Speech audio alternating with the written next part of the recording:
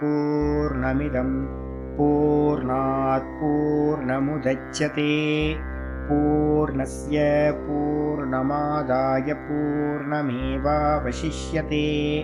ॐ शान्ति शान्ति शान्तिः। ॐ गुरुर्ब्रह्मा गुरुर्विष्णुर्गुरुर्देवो महेश्वरः गुरुसाक्षात् परं ब्रह्म तस्मै श्रीगुरवे नमः। शङ्करं शङ्कराचार्यं केशवं बादरायणं सूत्रभाष्यकृतौ वन्दे भगवन्तौ पुनः पुनः। ईश्वरो गुरुरात्मेति मूर्तिभेदविभागिने व्योमवद्व्याप्तदेहाय दक्षिणामूर्तये नमः। सदाशिवसमारम्भां शङ्कराचार्यमध्यमाम् अस्मदाचार्यपर्यन्तां वन्दे गुरुपरम्पराम्। ॐ यो ब्रह्माणं विदधाति पूर्वं यो वै वेदांश्च प्रहिणोति तस्मै तं हदेवमात्मबुद्धिप्रकाशं मुमुक्षुर्वै शरणमहं प्रपद्ये। ॐ शान्ति शान्ति शान्तिः। ॐ असतो मा सद्गमय तमसो मा ज्योतिर्गमय मृत्योर्मामृतं गमय। ॐ शान्ति शान्ति शान्तिः।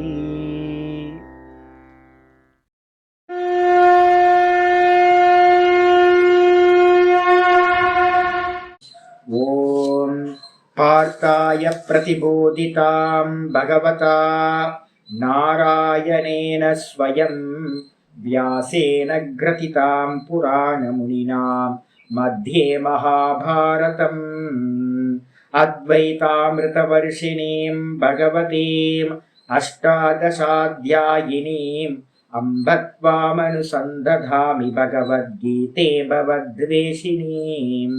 नमोऽस्तु ते व्यासविशालबुद्धे पुल्लारविन्दाय तपत्रनेत्र येन त्वया भारततैलपूर्णः प्रज्वालितो ज्ञानमयप्रदीपः प्रपन्नपारिजाताय स्तोत्रवेत्रैकपाणये ज्ञानमुद्राय कृष्णाय गीतामृतदुहे नमः।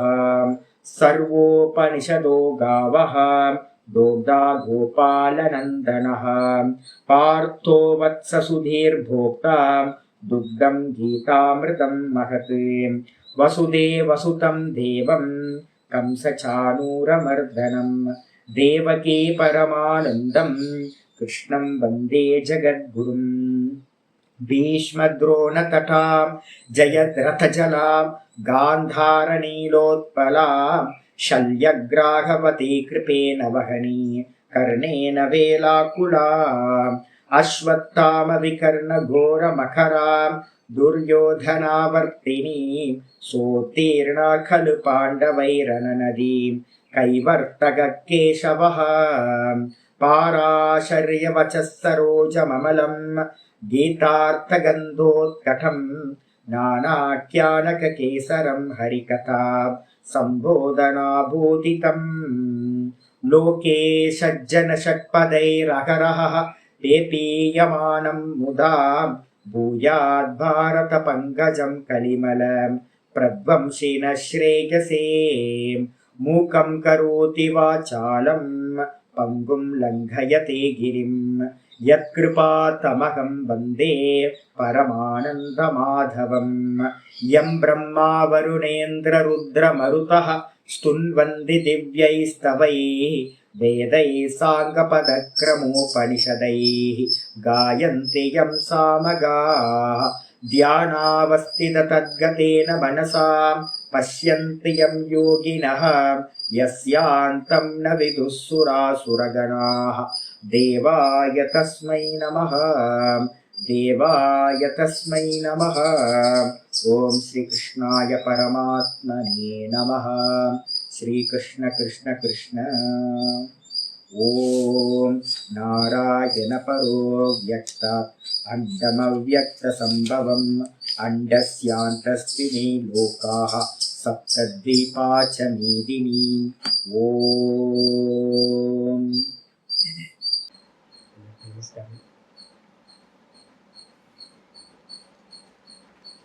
நம்ம பார்த்துட்டு இருக்கிறது பகவத்கீதையில 6வது சாப்டர் பார்த்துட்டு இருக்கோம், தியான யோகம். இந்த தியான யோகத்துக்கு இன்னொரு பேரே வச்சிருக்கோம், ஆத்ம சம்யம யோகம். ஆத்மால இந்த மனசை சம்யமம் பண்றது.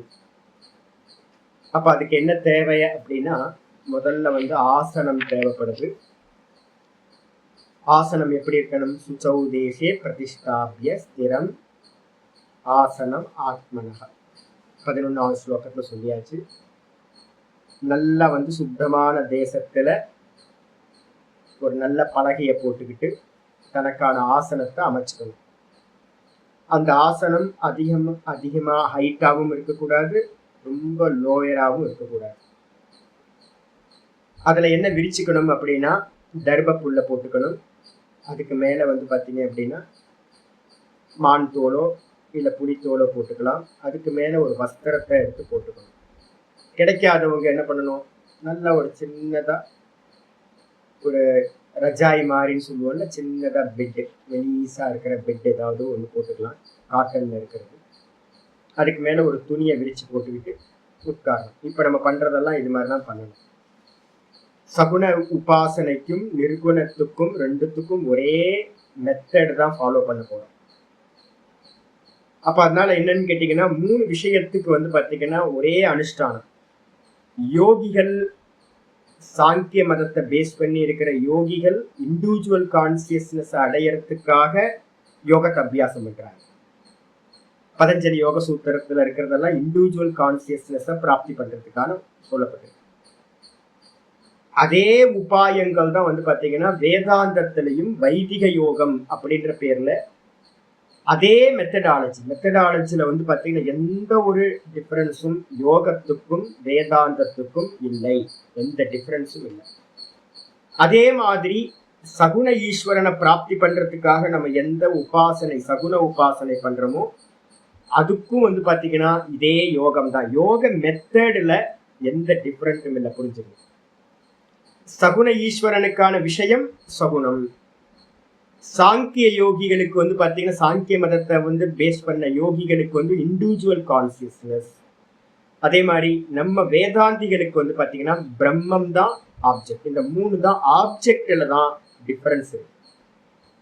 ஆனா ப்ராசஸ் பாத்தீங்கன்னா ஒரே ப்ராசஸ். பிரம்மசூத்திரத்துல பாத்தீங்க அப்படின்னா யோக பிரத்யுத்யதிகரணம்னு ஒரு அதிகரணம் இருக்கு பிரம்மசூத்திரத்துல. அந்த அதிகரணத்துல பாத்தீங்கன்னா ஒரே ஒரு டாபிக், அந்த ஒரு டாபிக்ல ஒரே ஒரு சூத்திரம் பாத்தீங்க அப்படின்னா யோகத்தை கிரிட்டிசைஸ் பண்ணி ஒரே ஒரு சூத்திரம் இருக்கு. ஒரே ஒரு சூத்திரம் தான் இவர் வியாச பகவான் பிரம்மசூத்திரத்துல யோகத்தை, பதஞ்சலி யோக தரிசனத்தை கிரிட்டிசைஸ் பண்றார். என்ன கிரிட்டிசைஸ் பண்ணுவார் அப்படின்னு கேட்டீங்கன்னா, பதஞ்சலி யோக சூத்திரத்துல பாத்தீங்கன்னா 2 அம்சங்களா பிரிச்சுக்கணும். ஒண்ணு பாத்தீங்கன்னா சித்தாந்த மீமாம்சான்னு ஒண்ணு, அதுக்கப்புறம் சாதன மீமாம்சான்னு ஒண்ணு. பதஞ்சலி யோக தரிசனம். ஏன்னா இப்ப இதெல்லாம் கிளியர் ஆயிட்டீங்க அப்படின்னா உங்களுக்கு புரிதல் ஈஸியா இருக்கும். சுவாமி பாத்தீங்கன்னா யோகத்தை அதிகம் சொல்றாரு அப்படின்னு எங்கேயாவது தப்பா இது பண்ண இதாயிடும். அதுக்காக தான் நான் வேதாந்தம் தான், நாங்க சொல்றதெல்லாம் வேதாந்தம் தான். அப்ப யோக தரிசனத்தை பதஞ்சல யோக தரிசனத்தை 2 விபாகம் பண்ணிக்கணும். ஒண்ணு பாத்தீங்கன்னா சித்தாந்த மீமாம்சா, சித்தாந்தத்தை பத்தி பேசுறது. சாதன மீமாம்சா, சாதனைய பத்தி பேசுறது. இதுல பிரம்மசூத்திரத்துல கண்டனம் பண்றது எதை கண்டனம் பண்ணிருக்கு அப்படின்னா, சாங்கிய மதத்தோட சித்தாந்தம் தான் பதஞ்சல யோக சூத்திரத்திலையும் சித்தாந்தம்.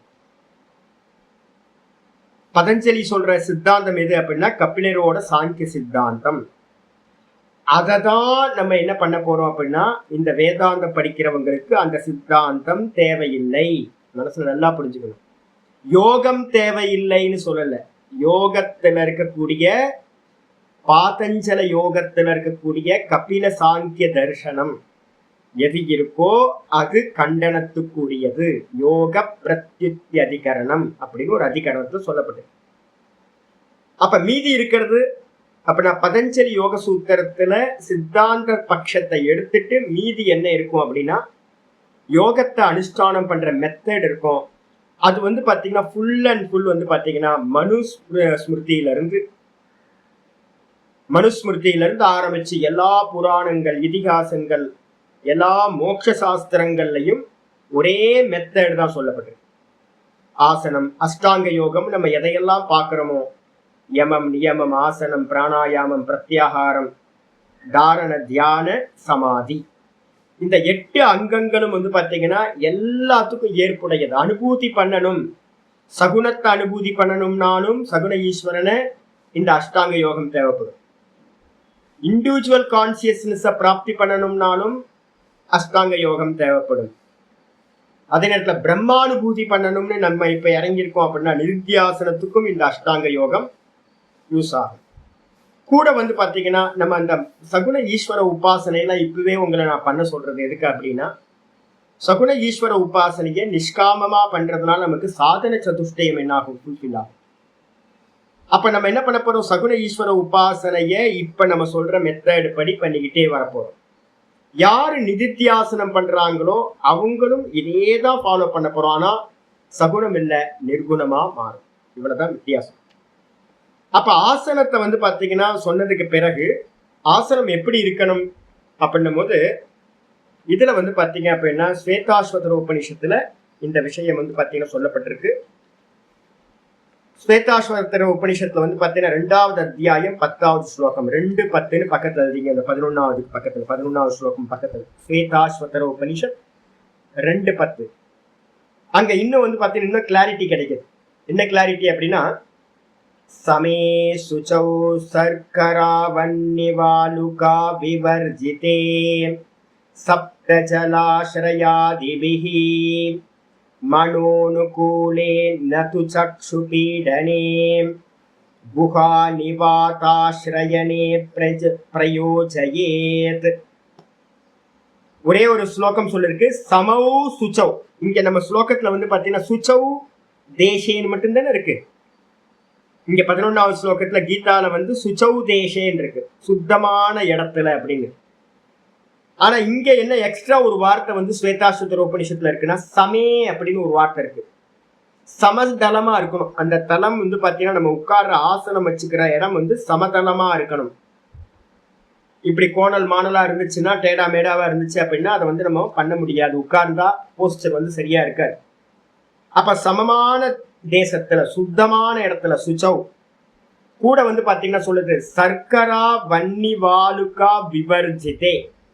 அந்த இடத்துல எப்படி இருக்கணும் அப்படின்னு கேட்டீங்கன்னா கூழாங்கல்லாம் இருக்கக்கூடாது. நாங்க யாத்திரையெல்லாம் பண்ணும்போது நிறைய இடத்துல உட்கார்றதுக்கு ஆசனம் சரியா இருக்காது. எங்கேயாவது கோயிலுக்கு போறோம், கோயிலுக்கு போற இடத்துல மண்டபத்துல எங்கேயாவது சும்மா கொஞ்ச நேரம் உட்கார்ந்து தியானம் பண்ணலாம் அப்படின்னு உட்காரும் போது தர வந்து சரியா இருக்காது.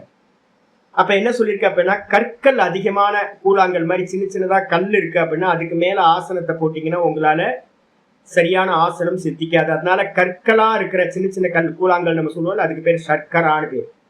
அந்த கல் வந்து பாத்தீங்கன்னா நிறைய இருந்துச்சுன்னா அதுக்கு மேல ஆசனம் போட்டீங்கன்னா உங்க கான்சென்ட்ரேஷன் அங்கேயே இருக்கும், அது பண்ணக்கூடாது. 2வது, பக்கத்துல வந்து பாத்தீங்கன்னா அக்னி இருக்கு அப்படின்னா அந்த அக்னி இருக்க இடத்துல உட்கார்ந்து தியானம் பண்ணக்கூடாது. ஒரு ஹோம குண்டம் இருக்கு, நல்ல ஃபயர் ஆயிட்டு இருக்கு அப்படின்னா அதுக்கு பக்கத்துல உட்கார்ந்து தியானம் பண்ண முடியும் அப்படின்னா பண்ண முடியாது. அதுக்கு அடுத்தது வந்து பாத்தீங்க அப்படின்னா வாலுக்கா அப்படின்னா என்ன அர்த்தம், மண்ணு. மணல் வந்து பாத்தீங்கன்னா நம்ம வந்து சீஷோர்ல போய் இல்லைன்னா ஆத்தங்கர மணல்ல போய் உட்கார்ந்து தியானம் பண்ணலாமா சுவாமினா அதுவும் பண்ண முடியாது. ஏன்னா சமதளம் இருக்காது, நீங்க உட்கார்ந்தீங்கன்னா முன்னாடி பின்னாடி ஆயிடும். அப்ப வந்து பாத்தீங்கன்னா கற்கள் இருக்கிற பாகத்திலயோ இல்ல வந்து மணலா இருக்கிற இடத்துலயோ சாண்டா இருக்கிற இடத்துலயோ இல்ல வந்து பாத்தீங்க அப்படின்னா வன்னி அக்னி இருக்கிற இடத்துலயோ இது வர்ஜித, இந்த இது இல்லாத இடத்துல கூட என்ன இருக்கணும், சப்தஜாலாஸ்ரயாதிபிகி. சப்தஜாலம் இருக்கக்கூடாது. நிறைய சத்தம் போட்டுட்டு இருக்காங்க, நான் போய் உட்கார்ந்து தியானம் பண்றேன் சுவாமி அப்படின்னா என்கிட்ட ஒருத்தர் வருவார் அடிக்கடி, சுவாமி நான் கோயில்ல போய் தியானம் பண்ணட்டுமா அப்படின்னா, கோயில்ல என்ன பண்ண நடக்கும், ஏகாந்தமா எங்கேயாவது 1000 கால் மண்டபம் இருக்கும், ஒரு இருட்டுல இருக்கும், நீங்க போய் உட்கார்ந்து பண்ணலாம். அதே நேரத்துல நிறைய இடத்துல நான் பாக்குறேன் என்னன்னு கேட்டீங்கன்னா, மக்கள் வந்து போற இடம், பப்ளிக் வந்து போயிட்டு இருக்க இடத்துல ஒரே சலசல சலசலன்னு சத்தம் கேட்டு இருக்கு அப்படின்னா, அந்த இடத்துல வந்து பாத்தீங்கன்னா தியானம் சம்பவிக்காது. தியானம் பண்றான் அப்படின்னா போஸ் கொடுத்துட்டு உட்கார்ந்துருக்கான். அதனால இதெல்லாம் அவாய்ட் பண்ணுங்க. பப்ளிக்ல போய் கண்ணை மூடி உட்கார்றதுன்றது வந்து பாத்தீங்கன்னா அவாய்ட் பண்றது. அங்க போய் தியானம் சித்திக்காது. போஸ் கொடுக்கலாம், அவங்கள பத்தி மத்தவங்க நினைப்பாங்க.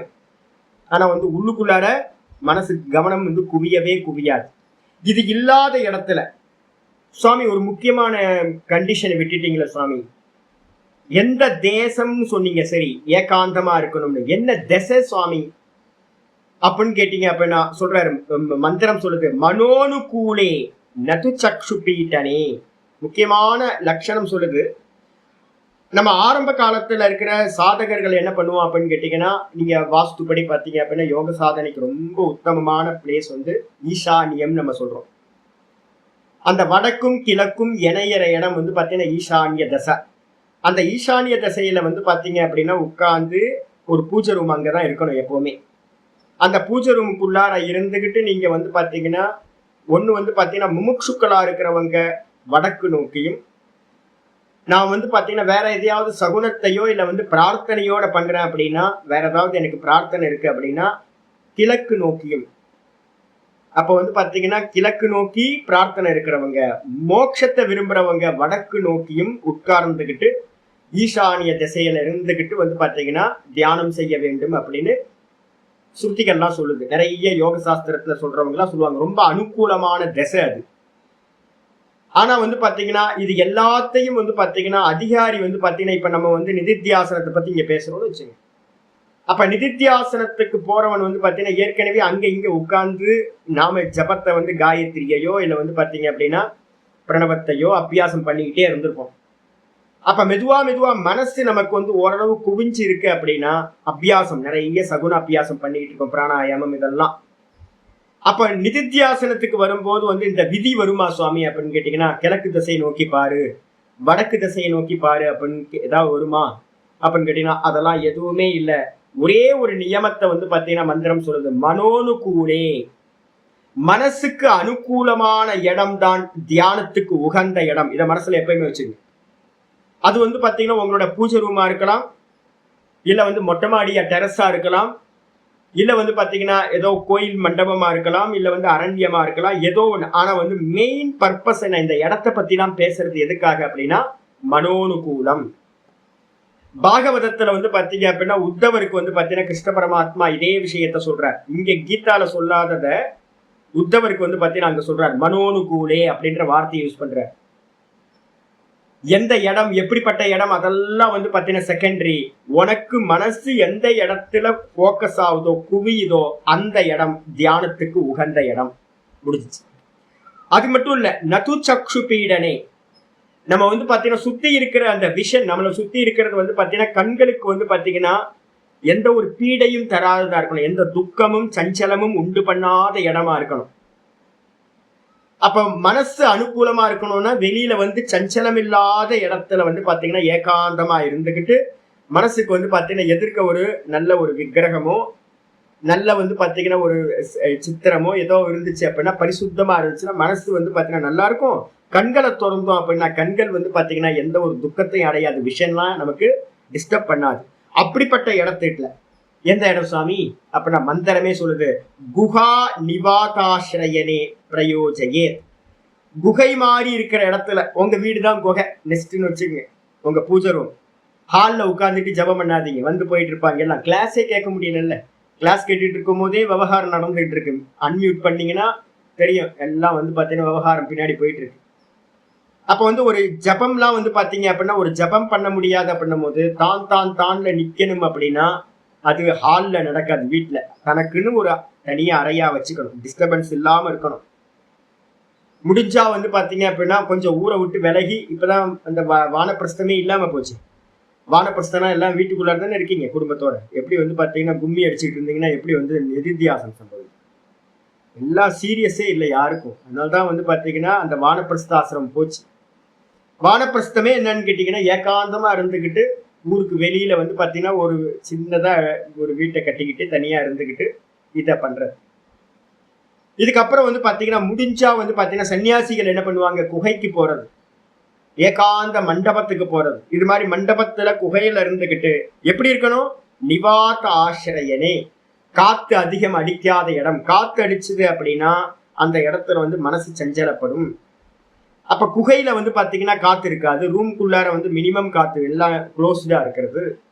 மினிமம் சுவாசத்துக்கு மட்டும் இருக்கிற காத்து இருக்கிற மாதிரி இனிமையான இடத்துல இருந்துகிட்டு என்ன பண்ணணும், இந்த யோகத்தை பிரயோகிக்க வேண்டும் அப்படின்னு 2:10 ஸ்வேதாசுத்தர உபனிஷத்துல சொல்லப்பட்டிருக்கு. இந்த ஸ்லோகத்தை தான் என்ன பண்றாரு அப்படின்னு கேட்டீங்கன்னா ஆச்சாரியார் பிரம்மசூத்திரத்திலையும் யூஸ் பண்றார், கொட்டேஷனா அவரும் அங்கேயும் கொடுக்கிறார். அப்ப வந்து பாத்தீங்கன்னா இந்த ஸ்லோகம் சொன்னதுக்கு பிறகு வந்து பாத்தீங்கன்னா நேத்து பார்த்தோம் 12வது ஸ்லோகம் பார்த்தோம். அந்த ஆசனத்துல உட்கார்ந்துட்டு, அப்ப ஆசனம் தெளிவாக்கிருங்க, சமமா இருக்கணும், சுத்தமா இருக்கணும்.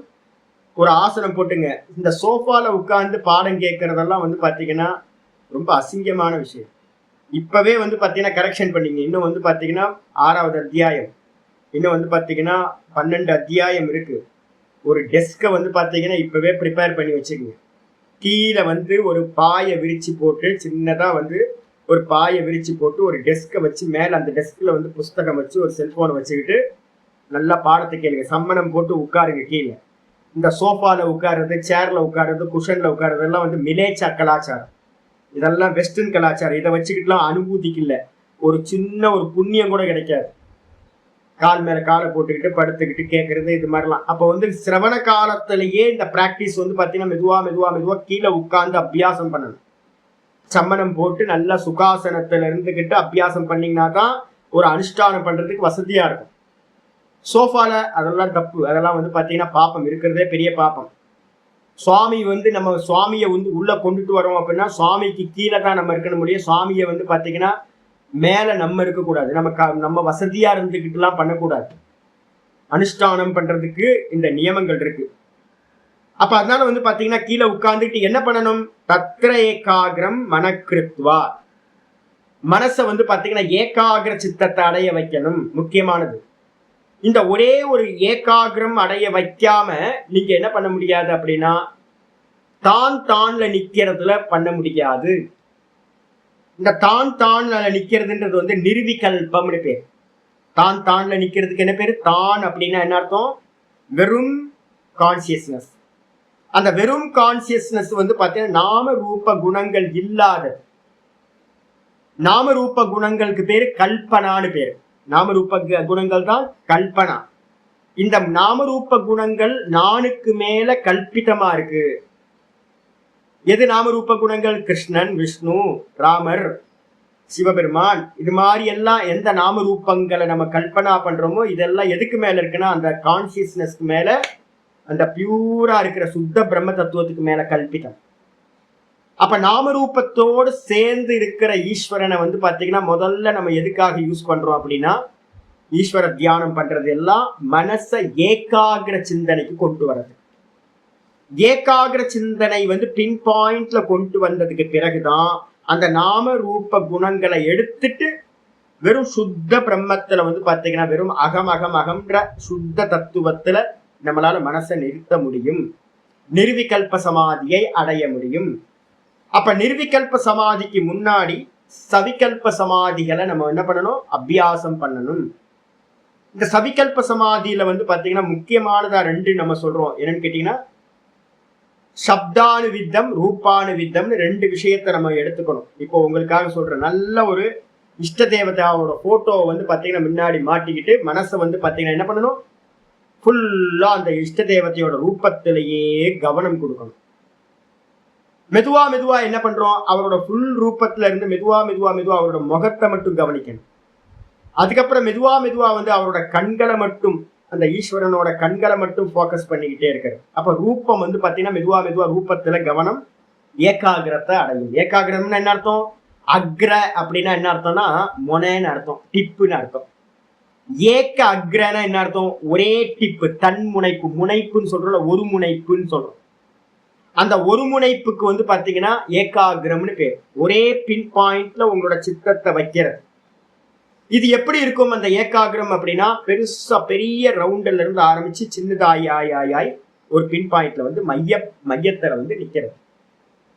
ஏகாகிரம் எங்க இருந்து ஆரம்பிக்கும்? வெளியில வந்து பாத்தீங்கன்னா நாம ரூபங்களை ஏதோ ஒண்ணு எடுத்துக்கிட்டு ஈஸ்வரனோட நாமத்தையோ ஈஸ்வரனோட ரூபத்தையோ எடுத்துட்டு ஆரம்பிக்கணும். அதுக்கப்புறம் வந்து பாத்தீங்கன்னா இந்திரியங்களை போக்கஸ் பண்ணணும். அதுக்கப்புறம் மனசை போக்கஸ் பண்ணணும். அதுக்கப்புறம் புத்திய போக்கஸ் பண்ணணும். அதுக்கப்புறம் வந்து பாத்தீங்கன்னா மகத்தத்துவம் சொல்லக்கூடிய பிராண தத்துவத்தை போக்கஸ் பண்ணணும். அதுக்கப்புறம் வந்து பாத்தீங்கன்னா இது வரைக்கும் பிராண தத்துவம் வரைக்கும் சவிகல்ப சமாதிகள் அப்படின்னு பேர். இதுலெல்லாம் பண்றது எதுக்காக அப்படின்னு கேட்டீங்கன்னா, இதெல்லாம் மனசை வந்து ஏகாகிரம் கொண்டு வரதுக்கு. பிராணன்ல வந்து நிக்கிறது தான் கடைசி ஏகாகிரத்தோட கடைசி நிலை. அப்ப அந்த பிராணன்ல வந்து நின்னதுக்கு பிறகு இந்த பிராணன் தான் வந்து பாத்தீங்கன்னா சொல்லுது, அந்த பிரம்மத்தோட சாயா வந்து பாத்தீங்கன்னா நிழல் எது அப்படின்னா ஷேடோ இந்த பிராணன். இந்த பிராணன்ல நின்னதுக்கு பிறகு அந்த பிராணனும் நான் இல்லை அப்படின்னு தூர போட்டுட்டு தான் தானா நிக்கிற அபியாசத்துக்கு வர. அப்ப பிராணன்ல நிக்கிற வரைக்கும் என்ன அப்படின்னு கேட்டீங்கன்னா பிராணன் சொல்லுங்க. இல்ல அப்படின்னா ஓங்கார ஜபத்தை எடுத்துட்டு போனீங்கன்னா அதுக்கு பேரு தான் நாதம்னு பேரு. அப்ப வந்து பாத்தீங்கன்னா நாதத்தோட எண்டு நாதாந்தம் நம்ம சொல்றோம்.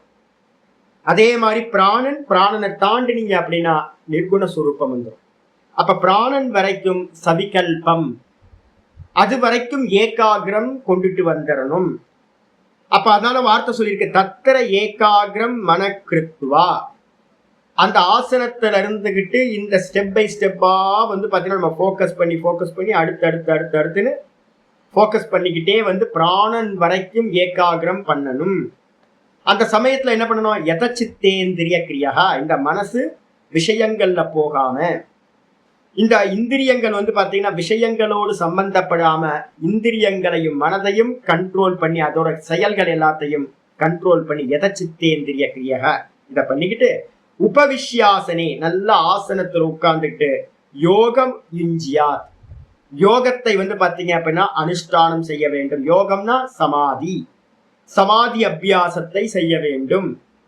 முதல்ல சகுன சமாதி, அதுக்கு அடுத்தது நிர்குண சமாதி. அப்ப சகுன சமாதியில நல்லா இது பண்ணணும். எதுக்காக? ஆத்ம விசுத்தையே. ஆத்மான அந்தக்கரணம், அந்தக்கரணத்தை வந்து பாத்தீங்கன்னா சஞ்சலம், மனசுல இருக்கிறது சஞ்சலம், புத்தியில இருக்கிறது சங்கல்பம் ஸ்மிருதி, அதுக்கப்புறம் சித்தத்துல இருக்கிறது வாசனைகள். இந்த மூணுத்தையும் பியூரிபிகேஷன் பண்றதுக்காக, எல்லாத்தையும் கிளியர் பண்றதுக்காக யோகத்தை அபியாசம் செய்ய வேண்டும் அப்படின்னு புரிஞ்சுக்கணும். இன்னைக்கு பாடம் ஆரம்பிக்குது. அந்த ஆசனத்துல உட்காரும் போது யோகம் பண்ணும்போது என்ன பண்ணணும் சுவாமி அப்படின்னா ஆச்சாரியார் பாஷ்யம் ஒன்று சொல்றார். 13வது ஸ்லோகத்துக்கு பாஷ்யம் பாருங்க. பாஹ்யம் ஆசனம் உக்தம். வெளியில சொல்லக்கூடிய ஆசனத்தை பத்தி பேசியாச்சு. பலகை எப்படி வைக்கணும், தர்ப புல்லு போடணும், அதெல்லாம் வந்து பாத்தீங்கன்னா எப்படி இருக்கணும், எந்தெந்த கண்டிஷன், இதெல்லாம் சொல்லியாச்சு. வெளியில இருக்கிற ஆசனத்தை சொன்னதுக்கு பிறகு பாஹ்யம் ஆசனம் உக்தம், வெளியில இருக்கிற ஆசனம் சொல்லப்பட்டது. அதுனா இப்பொழுது ஷரீரதாரணம் கதமிதி உச்சியதே. இந்த சரீரத்தை வந்து பாத்தீங்கன்னா ஆசனம், நம்ம ஆசனத்துல உட்கார்ந்துட்டு இந்த சரீரத்தை என்ன பண்ணணும், எப்படி வச்சுக்கணும், சரீரத்தை இந்த தேகத்தை தியானம் பண்றவன் எப்படி வச்சுக்கணும் அப்படின்னு சொல்லப்படும். ஸ்லோகம் ஆரம்பிக்குது. சமம் காய சிரோ கிரீவம், சமம் காய சிரோ கிரீவம் தாரயன் அச்சலம் ஸ்திரஹ, தாரயன் அச்சலம் ஸ்திரஹ சம்பிரேக்ஷ்ய நாசிகாக்ரம் ஸ்வம், சம்பிரேக்ஷ்ய நாசிகாக்ரம் ஸ்வம் திசச்சானவலோகயன், திசச்சானவலோகயன் சமம் காயசிரோ கிரீவம் தாரயன்னச்சலம் ஸ்திரஹ சம்பிரேக்ஷ்ய நாசிகாக்ரம் ஸ்வம் திசச்சானவலோகயன் சமம் காயசிரோ கிரீவம் தாரயன்னச்சலம் ஸ்திரஹ சம்பிரேக்ஷ்ய நாசிகாக்ரம் ஸ்வம் திசச்சானவலோகயன். ஆயிடுச்சு. எப்படி வச்சுக்கணும்? சமம் சொல்லிட்டாரு பாருங்க. நான் இதுல வந்து ஸ்வேதாஸ்வதர் உபநிஷத்துல ஆரம்பிக்கும் போது சமம்னு ஆரம்பிச்சது. வெளியில இருக்கிற ஆசனத்தை சமம்னு அங்க சொல்லுச்சு. இங்க ஆச்சாரியர் என்ன பண்ணிட்டாருன்னு கேட்டீங்கன்னா, நம்ம உட்கார்றது சமமா இருக்கணும் அப்படின்னு சொல்லிட்டாரு. அப்ப நம்ம சமமா உட்காரணும்னா ஆசனம் எப்படி இருக்கணும்? அதுவும் சமமா வந்துடும். பாருங்க, முன்னாடி சொல்ல விட்டத இப்ப சொல்லியாச்சு. சமமா இருக்கணும். இந்த உடம்பு வந்து பாத்தீங்கன்னா சமமா இருக்கணும். சமமா இருக்க கூட வந்து பாத்தீங்கன்னா எது சமமா இருக்கணும்? காய, சிரோ, கிரீவம். இந்த மூணும் எது மூணு? இந்த உடம்பு வந்து பாத்தீங்கன்னா சமமா இருக்கணும், கோணல் மாணலா இருக்கக்கூடாது. தலை வந்து பாத்தீங்க அப்படின்னா சமமா இருக்கணும். கிரீவா, இந்த கழுத்து வந்து பாத்தீங்கன்னா சமமா இருக்கணும். 3 விஷயம் சொல்றேன். அப்ப என்ன இருக்கணும் அப்படின்னு கேட்டீங்கன்னா, நாங்க சொல்லுவோம் என்னன்னா, ஒரு ஆசனம் உட்கார்ந்து பழகும் போது ஆரம்பத்துல என்ன பண்ணுவோம்னா, இந்த ஷோல்டர் வந்து பாத்தீங்கன்னா நமக்கு ஃப்ரண்ட்ல வரணும். இந்த ஷோல்டர் ஃப்ரண்ட்ல வந்து இந்த கைகளை வந்து பாத்தீங்கன்னா ஒண்ணுக்கு மேல நம்ம இந்த முத்திரை வந்து பாத்தீங்கன்னா அநேக முத்திரைகள் இருக்கு. அநேக முத்திரைகள் இருந்தாலும் வந்து பாத்தீங்க அப்படின்னா இந்த இந்த முத்திரை இருக்கு பாத்தீங்களா, ஒரு கைக்கு மேல ஒரு கையை வச்சுக்கிட்டு இந்த கட்டை விரல் இந்த கட்டை விரலோட இணைஞ்சுது அப்படின்னா ஊர்துவ ஓங்கார முத்ரான்னு பேர். பல பேர் வச்சிருக்காங்க. இப்ப இதுக்கு பேர் வந்து ஊர்துவ ஓங்கார முத்ரான்னு பேர். சாதனா காலத்துல பண்றது இது வந்து பாத்தீங்க அப்படின்னா பாம்பன் சுவாமிகள், நான் ஏற்கனவே உங்களுக்கு யோக சூத்திரத்தோட கிளாஸ்ல வந்து அனுப்பி வச்சிருக்கேன். பாம்பன் சுவாமிகள் வந்து பாத்தீங்க அப்படின்னா இப்படி வச்சிருப்பார்.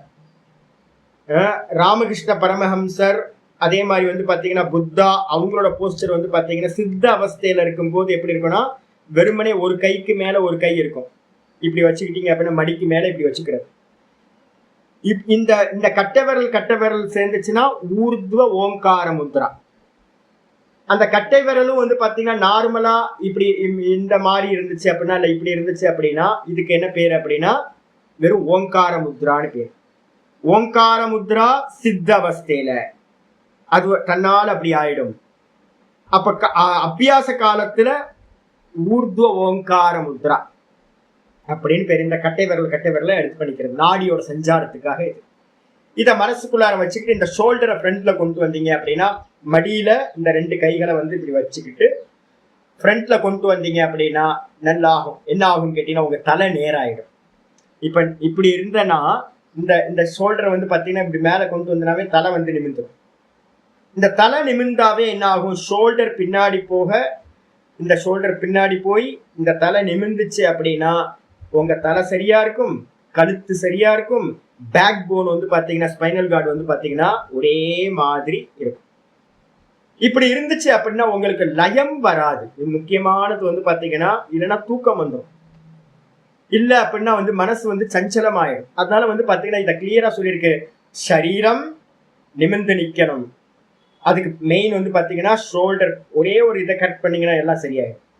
அதுக்கப்புறம் தலை நிமிர்ந்துடும். இந்த தலை வந்து பாத்தீங்கன்னா இந்த சின்னதா நம்ம முக்கியமா பார்ப்போம். அந்த சின் வந்து பாத்தீங்கன்னா மோவாய் கட்டைன்னு சொல்லுவோம்ல, இது வந்து பாத்தீங்கன்னா சரியா இருக்கணும். இது வந்து பாத்தீங்கன்னா இந்த தலையோட இந்த நெஞ்சோட இணையிற மாதிரி கொஞ்சம் எவ்வளவு ப்ரெஸ் பண்ண முடியுமோ ப்ரெஸ் பண்ணிட்டீங்கன்னா போதும். அப்ப என்ன ஆகும் கேட்டீங்கன்னா போஸ்டர் வந்து பாத்தீங்கன்னா இதாயிடும்.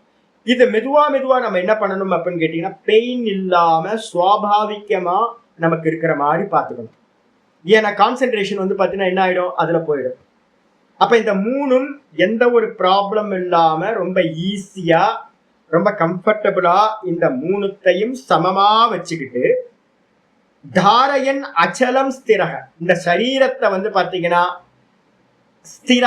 ஸ்திரகனா ஸ்திரப்படுத்தி திடமா ஆக்கி கொண்டு திடமா வச்சுக்கிட்டு, அதே நேரத்துல அச்சலம்னா அசையாததா தாரயன் தாரணா பண்ணி இந்த சரீரத்தை இப்படியே தாரணா பண்ணணும்.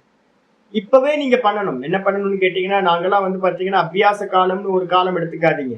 இப்ப 1 மணி நேரம் பாடம் கேட்கறது வந்து பாத்தீங்கன்னா இது ஒரு அபியாசம் தான். அப்ப என்ன பண்ணணும்? உட்கார்ந்தோம் அப்படின்னா இப்ப நான் சொல்ற போஸ்டர்ல வந்து உட்கார்ந்துட்டு இந்த மேல வந்து டெஸ்க்கு மேல இதை வச்சுக்கிட்டு இந்த சரீரத்தை வந்து பாத்தீங்கன்னா அசைக்காம இருக்கிறத வந்து ஃபாலோ பண்ணுங்க. புஸ்தகத்தை வெறும் திருப்புறத்துக்கு மட்டும்தான், பேஜ் திருப்புறத்துக்கு மட்டும்தான் கையை ஆக்ஷன் பண்ண போறோம். மீதி நேரம்லாம் வந்து பாத்தீங்கன்னா வெறுமனே பார்த்துக்கிட்டு வந்து பாத்தீங்கன்னா சரீரத்தை அசையாம திருடமா வச்சுக்கிறத அபியாசம் பண்றது. அது மாதிரி வச்சுக்கிட்டு என்ன பண்ணணும் சுவாமி அப்படின்னு கேட்டீங்கன்னா சம்பிரேக்ஷிய நாசிகாகிரம் ஸ்வம்ன்றதுக்கு அர்த்தம் இங்க விட்டு போயிருக்கோங்கள பதார்த்தத்துல தமிழ்ல விட்டு போயிருக்கு, சம்ஸ்கிருதத்துல எழுதியிருக்கேன்.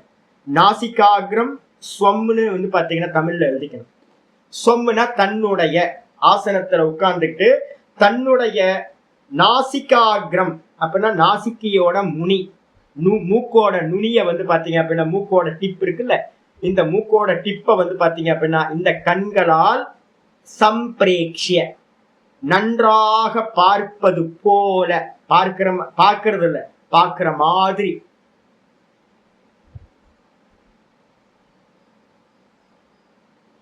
இந்த 2 கண்களாலையும் மூக்கோட நுனிய வந்து பாத்தீங்கன்னா பார்க்கிற மாதிரி வச்சுக்கிட்டு திசஸ்ச அனவலோகயன், வேறு திசைகளை வந்து பாத்தீங்கன்னா எதுக்காக சுவாமி இந்த மூக்கோட நுனிய பாக்குறோம் அப்படின்னா, மூக்கோட நுனிய பாக்குற மாதிரி இந்த கண்களை வச்சுக்கிறதுக்குன்னா என்ன அர்த்தம்னா, போற வர ஐட்டத்தையோ இல்ல வெளியில இருக்கிற விஷயங்களையோ பார்க்காமல் இருக்கிறதுக்காக. திசஸ்ச அனவலோகயன், அனவலோகயன் அப்படின்னா திசைகளை பார்க்காதவனாக இருந்துகிட்டு. அப்ப திசைகளை பார்க்காம இருக்கணும்னா இந்த கண்ணை வந்து பாத்தீங்கன்னா ஒரு இடத்துல போக்கஸ் பண்ண வேண்டியிருக்கு. அப்ப கண்களை வந்து மூக்கோட நுனியில 2 வச்சுக்கிட்டு 2 கண்களையும் வேற எந்த திசையும் பார்க்காதவனா இருந்துகிட்டு இந்த யோகத்தை இஞ்சியாத், இந்த யோகத்தை செய்ய வேண்டும் அப்படின்னு சொல்லப்பட்டு. இதுல சரீர எப்பவுமே அஷ்டாங்க யோகத்துல என்ன சொல்லியிருக்கோம் அப்படின்னா, ஆசனம் யமம் நியமம், ஆசனம் ஆசனத்துக்கு அடுத்து என்ன வரணும், பிராணாயாமம், பிரத்யாகாரம், தாரணை, தியான, சமாதி. அப்ப வந்து பாத்தீங்கன்னா இந்த இடத்துல நமக்கு என்ன விட்டு போயிருக்கு அப்படின்னு கேட்டீங்கன்னா, இந்த இடத்துல 13வது ஸ்லோகத்துல நீங்க எழுதிக்கணும், இந்த ஆசனத்துல உட்கார்ந்து இந்த சரீரத்தை நல்லா சரியா சமமா வச்சுக்கிட்டு உடனே நீங்க என்ன பண்ணணும், சமன்வயம் அப்படின்னு பிரம்மசூத்திரத்துல ஒரு அத்தியாயம், சமன்வயாத்திய அத்தியாயம்னு பேரு. அந்த சமன்வயாத்தியாயத்துல வந்து பாத்தீங்கன்னா முக்கியமான ஒரு இது சொல்லப்பட்டிருக்கு. இங்க சாஸ்திரத்துல எங்கேயாவது விட்டு விட்டு ஒரு ஆர்டர் சொல்லி இருந்துச்சு அப்படின்னா, விட்டு போனது எல்லாத்தையும் என்ன பண்ணணும், வேற ஒரு இடத்துல இருந்து ஃபில் பண்ணிக்கணும். ட்ரெயின் வந்து பாத்தீங்க அப்படின்னா டெல்லி போற ட்ரெயின் வந்து பாத்தீங்கன்னா கிராண்ட் ட்ரங்க் எக்ஸ்பிரஸோ இல்ல தமிழ்நாடு எக்ஸ்பிரஸோ என்ன போகுது அப்படின்னு கேட்டீங்கன்னா, இங்க இருந்து விஜயவாடா, அதுக்கப்புறம் வந்து பாத்தீங்கன்னா விஜயவாடா, நாக்பூர், ஆக்ரா வழியா வந்து பாத்தீங்கன்னா டெல்லிக்கு போகுது அப்படின்னு சொல்றாங்கன்னு வச்சுங்க. அப்ப எதெல்லாம் விட்டு போயிருக்கு அப்படின்னு கேட்டீங்கன்னா, நடுவுல இருக்க நிறைய ஸ்டேஷன் விட்டு போயிருக்கு. நீங்க ஒரு பிரிண்ட் அவுட் வந்து எடுத்தீங்க அப்படின்னா அதுல இருக்கும் ஒரு தமிழ்நாடு கிராண்ட் ட்ரங்க் எக்ஸ்பிரஸ் வந்து பாத்தீங்கன்னா ஒரு 25-30 இதுல வந்து நின்று போகும், 2 நிமிஷம் 1 நிமிஷம் அதெல்லாம் போட்டிருப்பான். ஆனா சொல்லும் போது என்ன சொல்லுவாங்க, அனௌன்ஸ்மெண்ட் பண்ணும்போது அப்படின்னு கேட்டீங்கன்னா விஜயவாடா நாக்பூர் வழியாக ஆக்ரா வழியாக டெல்லி செல்லும் எக்ஸ்பிரஸ் சொல்லுவோம். அப்ப என்ன ஜம்ப் பண்ணி ட்ரெயின் போச்சா? அப்படிலாம் இல்லை. ஆர்டர்ல வந்து பாத்தீங்கன்னா ஒவ்வொன்றுத்தையும் கிராஸ் பண்ணி தான் போயிருக்கணும் ஒவ்வொரு ஸ்டேஷனையும்.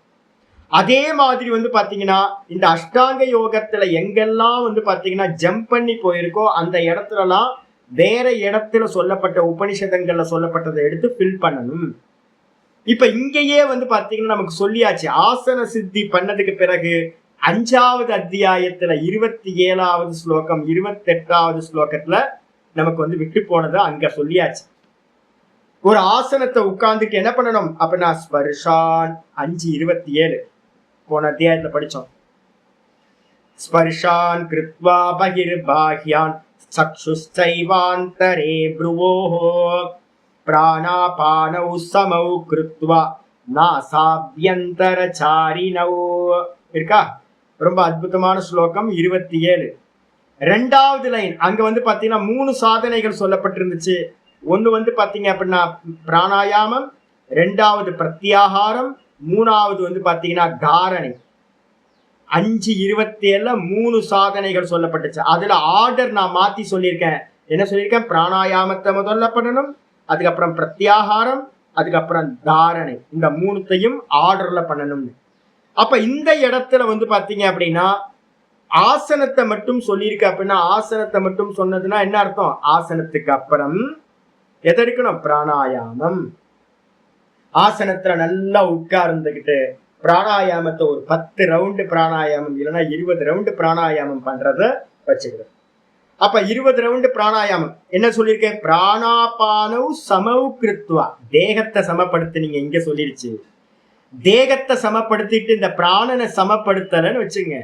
பிராணன்ல வந்து பாத்தீங்கன்னா 3 விதமான பிராணன் இருக்கு. சத்வ பிராணன், ரஜோ பிராணன், தமோ பிராணன் 3 இருக்கு. நீங்க தூக்கம் வந்தோன்னு வந்து பாத்தீங்கன்னா இப்ப மத்தியான நேரத்துல போய் தயிர் சாதம் சாப்பிட்டு கொஞ்சம் உட்காருங்க, உட்கார்ந்து வேதாந்தத்தை படிங்க. அப்படி படிச்சுக்கிட்டே இருக்கும்போது அப்படியே இழுத்துக்கிட்டு போவோம். அப்ப அந்த பிராணனை கவனிங்க. அந்த பிராணன் இருக்கு பாருங்க, ருத்ர அவதாரம் அது. அது என்ன பண்ணும், நீங்க என்னதான் கான்சென்ட்ரேஷன் பண்ணணும்னு நினைச்சாலும், இந்த புக்கை படிக்கணும் அப்படின்னு நினைச்சா கூட அந்த பிராணன் என்ன பண்ணும், தமோ குண பிரதானமா இருக்கும், ருத்ர அவதாரம் இருக்கும். அது என்ன பண்ணும், உங்களை படிக்கவே விடாது. மெதுவா மெதுவா மெதுவா எல்லா இந்திரியங்களும் ஷட் டவுன் பண்ணி தூங்கி போயிடும்.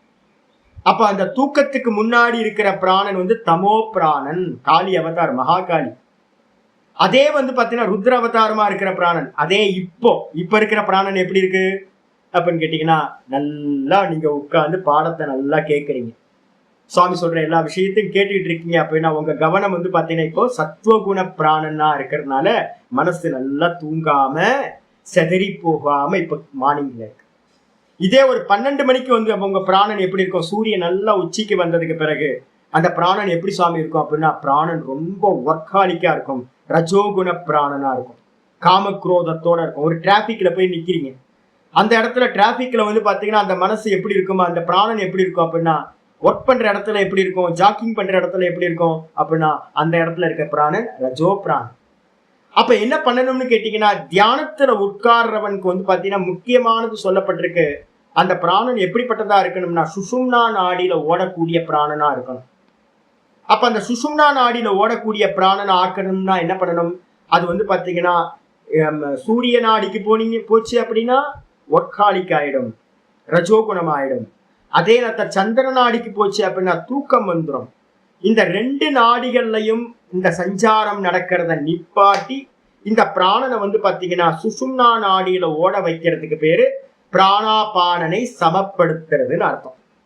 அப்ப பிராணாயாமத்தோட பர்பஸ் என்ன அப்படின்னு கேட்டீங்கன்னா, இந்த பஸ்திரிக்கா நிறைய வெரைட்டி வந்து பாத்தீங்கன்னா ஏகப்பட்டது இருக்கு, சீத்தலி பஸ்திரிக்கா அப்படிலாம்.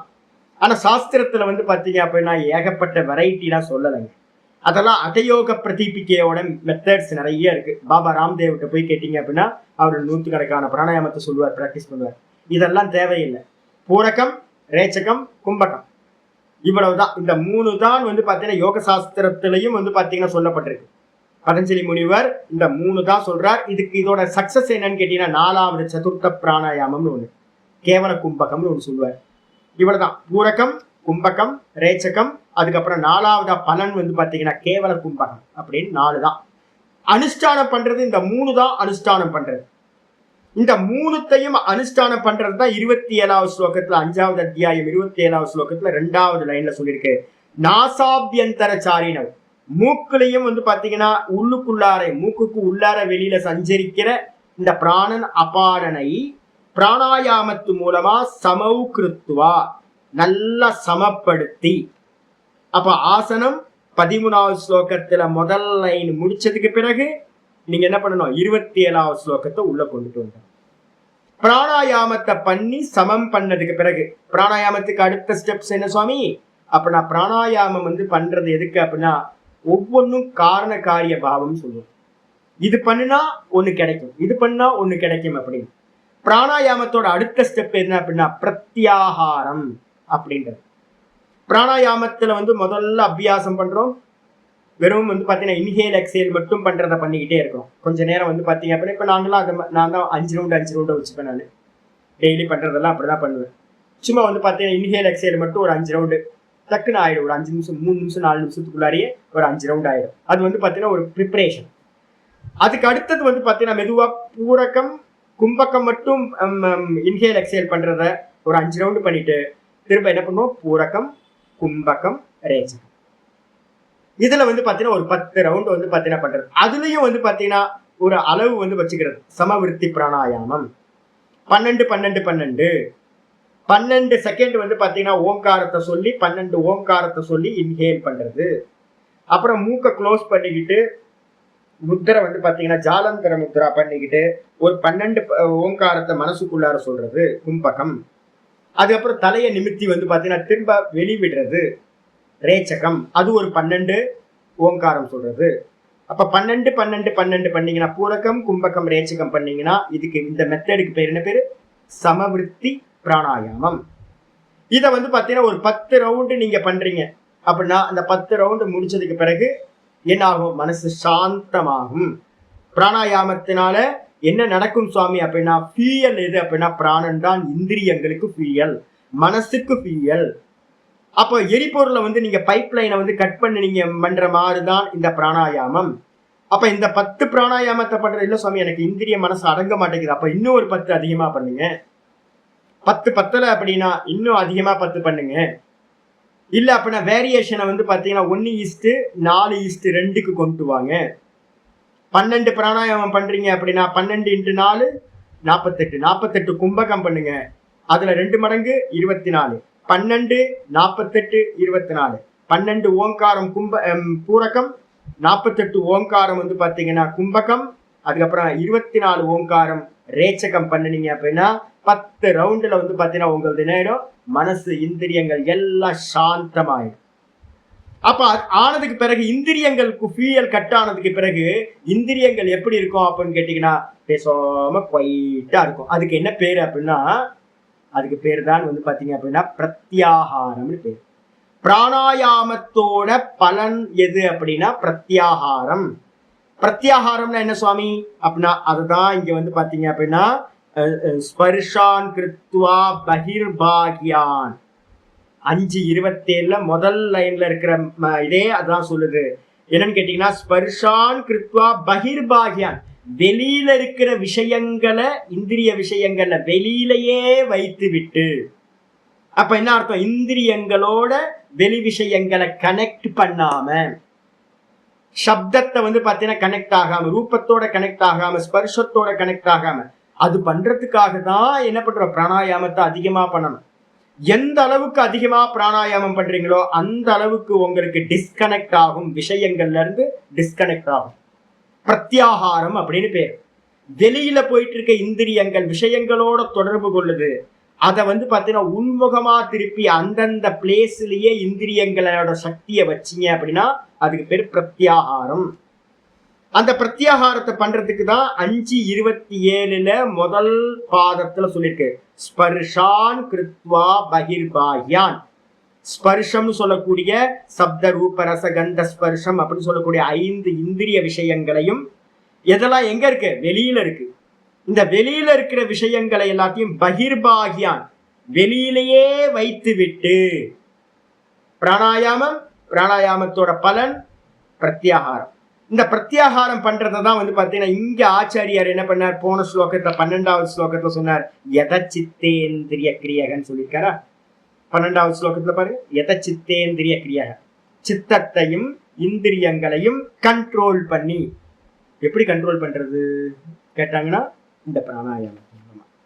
பிராணாயாமத்து மூலமா இந்திரியங்களையும் மனதையும் கண்ட்ரோல் பண்ணி என்ன பண்ணணும் சுவாமி? அடுத்து தாரண, ஆசனம், பிராணாயாமம், பிரத்யாகாரம், பிரத்யாகாரத்துக்கு பிறகுதான் தாரண வருது.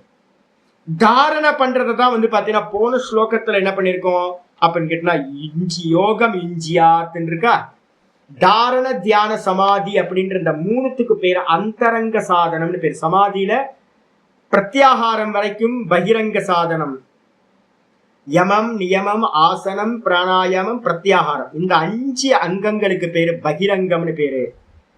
அதுல வந்து தாரண தியான சமாதின்றதுக்கு வந்து பாத்தீங்கன்னா அந்தரங்கம்னு பேரு. அந்தரங்கம் தான் வந்து பாத்தீங்கன்னா வாஸ்தவ யோகம் இங்க இருந்து ஸ்டார்ட் ஆகுது, தாரணையில இருந்து ஸ்டார்ட் ஆகுது. தாரணைய சொல்லும் போது ஆச்சாரியர் என்ன பண்ணார்? 5:27 பாத்தீங்கன்னா தெரியும். 5:27 ஃபர்ஸ்ட் லைன்லயே சக்ஷுஷ் சைவாந்தரே ப்ருவோஹோ, இந்த கண்களை வந்து பாத்தீங்கன்னா சக்ஷுகு, இந்த கண்களை வந்து பாத்தீங்கன்னா என்ன பண்ணணும்? புருவத்துக்கு 2 புருவத்துக்கும் அந்தரே, இந்த 2 கண்களுக்கும் நடுவுல கொண்டுட்டு வரணும் அப்படின்னு சொல்லியிருக்காரு. நடுவுல கொண்டு வரணும்னா கண்களுக்கு நடுவுல என்ன இருக்கு? புருவ மத்தி, புருவோஹோ மத்தியே, இந்த புருவ மத்தியில கொண்டு வரணும் அப்படின்னு 5:27 கான்ட்ரடிக்ஷன் வருதா பாருங்க. இப்ப இங்க சொல்லியிருக்க என்ன சொல்லியிருக்குன்னா, சம்பிரேக்ஷிய நாசிகாகிரம் ஸ்வம்னு சொல்லியிருக்கு. 27 சொல்லுவோம். 5:27 புருவ மத்தியில கண்களை கொண்டுட்டு பார்வையை கொண்டு வந்து நிப்பாட்டி அப்படின்னு சொல்லியிருக்கு, தாரணை சொல்லியிருக்கு. அப்ப தாரணை வந்து பாத்தீங்கன்னா புருவமத்தி சொல்லப்பட்டிருக்கு. அதுக்கப்புறம் இங்க சொல்றது சம்பிரேக்ஷிய நாசிகாகிரம் ஸ்வம். அப்ப இங்கேயும் தாரணம் சொல்லப்பட்டிருக்கு, அங்கேயும் தாரணம் சொல்லப்பட்டிருக்கு. அங்க சொல்லப்பட்டது புருவமத்தி, இங்க சொல்லப்படுறது மூக்கோட நுனி. சுவாமி என்ன பண்ணணும் அப்படின்னு கேள்வி கேட்டீங்கன்னா, ஆரம்பிக்கும் போது வந்து பாத்தீங்கன்னா புருவ மத்தியில கொண்டு வர்றது ரொம்ப கஷ்டம். அதனால முதல்ல வந்து பாத்தீங்கன்னா ஆரம்பிக்கிற சாதகர்கள் என்ன பண்ணணும், மூக்கு நுனியை பார்த்து பார்த்து பார்த்து பார்த்து ஆரம்பிக்கிறது. இந்த மூக்கு நுனியை பார்த்து பார்த்து பார்த்து ஆரம்பிச்சு கடைசியில என்ன பண்ணணும், தாரணைக்கு வரும்போது இங்க புருவ மத்திக்கு வந்துடும். ஏன் சுவாமி புருவ மத்தியை ஏன் சொல்றீங்க, நாசிகாகிரகத்தை வந்து மூக்கோட நுனியை வந்து லாஸ்ட் வரைக்கும் பண்ணலாமான்னு கேட்டீங்கன்னா, லாஸ்ட் வரைக்கும் இந்த மூக்கோட நுனி வந்து பாத்தீங்கன்னா இல்லை, இது பிரைமரி. ஸ்டார்டிங்ல வந்து பாத்தீங்கன்னா நாசிகாகிரம். ஏன் சுவாமி அப்படின்னா லாஸ்ட்ல சமாதிக்கு வந்து பாத்தீங்க அப்படின்னா ஆச்சாரியர் 8வது அத்தியாயம் பாத்தீங்கன்னா தெரியும். 8வது அத்தியாயத்துல வந்து பாத்தீங்க அப்படின்னா ரொம்ப அருமையான இது சொல்லிருக்கு. பிரயாண காலை பிரயாண 8:10 வந்து பாத்தீங்கன்னா உங்களுக்கு திரும்ப ஒரு தாரணை சொல்ல போகுது. உயிரை விடும்போது வந்து பாத்தீங்கன்னா எந்த இடத்துல வைக்கிறோம், சமாதி வந்து பாத்தீங்கன்னா மெதுவா கிரம முக்திக்கு போறோம்னு வச்சுங்க. அந்த இடத்துல என்ன பண்ணணும் அப்படின்னா 8:10 சொல்லுது, பிரயாண காலே மனசாச்சலேன பக்தியா யுக்தோ யோக பலேன சைவ ப்ருவோர் மத்தியே பிராணம் ஆவேஷ்ய சம்யக் சதம் பரம் புருஷம் உபைதி திவ்யம் இருக்கு.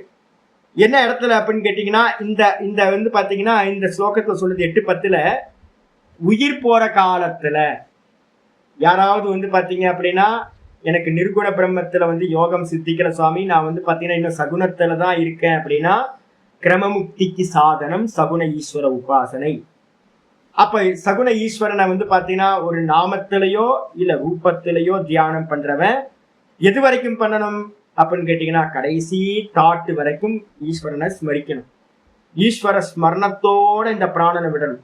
அப்படி விடும்போது பிரயாண காலே உயிர் போற காலத்துல மனசா அச்சலேன மனச அசையாம வச்சுக்கிட்டு பக்தியா யுக்தோ பக்தியோடு கூடினவனா யோக பலேன செய்வ யோக பலத்தோடு, யோக பலம் என்னது, சமாதியில அபியாசம் இருக்குல்ல, அதை முன்னாடியே அபியாசம் பண்ணிக்கிட்டே இருக்கிறோம் அப்படின்னா அது சமாதி பலம். அந்த பலத்தினால புருவோர் மத்தியே பிராணமாவேசிய சம்யக் நன்றாக இந்த பிராணனை வந்து பாத்தீங்கன்னா இந்த புருவ மத்தியில வந்து பாத்தீங்கன்னா நிப்பாட்டி, இந்த புருவ மத்தியில நிப்பாட்டி ஓம் அப்படின்னு சொல்லி இந்த பிராணனை விட்டுறீங்க அப்படின்னா அந்த பிராணன் வந்து பாத்தீங்கன்னா சுஷும்னா நாடி வழியா, அந்த புருவ மத்தியில இருக்கிறது என்னன்னா சுஷும்னா நாடி. இந்த புருவ மத்தி வழியா இந்த சுஷும்னா நாடி வந்து பிரம்மரந்தரம் போய் பிரம்மரந்தரத்துல இருந்து உங்க பிராணன் கைலாயத்துக்கோ வைகுண்டத்துக்கோ உங்களோட இஷ்ட தேவத்தையோட லோகத்துக்கு போய் அவரோட சாயுச்சிய பதவியை அடையும், கபால மோட்சம் அப்படின்னு பேர். அப்ப அதனால வந்து பாத்தீங்கன்னா எந்த இடத்துல அதிகம் இருக்கோ அதை தான் நம்ம ஸ்வீகாரம் பண்ணுவோம் சாஸ்திரத்துல. அப்ப 2 இடத்துல வந்து புருவ மத்தி சொல்லப்பட்டிருக்கு. 27ல 5:27 புருவ மத்தி, அதே மாதிரி 8:10 புருவ மத்தி.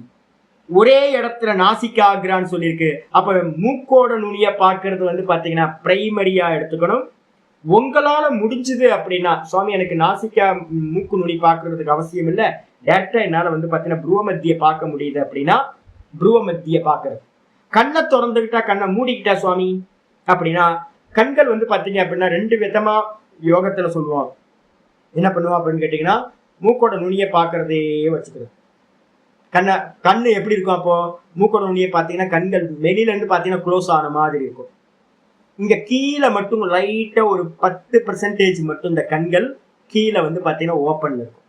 அந்த கீழே இருக்கிற கண்கள் வழியா இந்த மூக்கோட நுனியை பார்க்கறது. சுவாமி இதுக்கு ஏதாவது எக்ஸாம்பிள் இருக்குன்னா புத்தாவோட போஸ்டர் எல்லாம், புத்தாவோட சிலைகள் எல்லாம் எதெல்லாம் இருக்கோ அந்த புத்தாவோட சிலைகள் எல்லாத்துலயும் இந்த ஒரு 5% வந்து பாத்தீங்கன்னா ஓப்பன்ல இருக்கும்.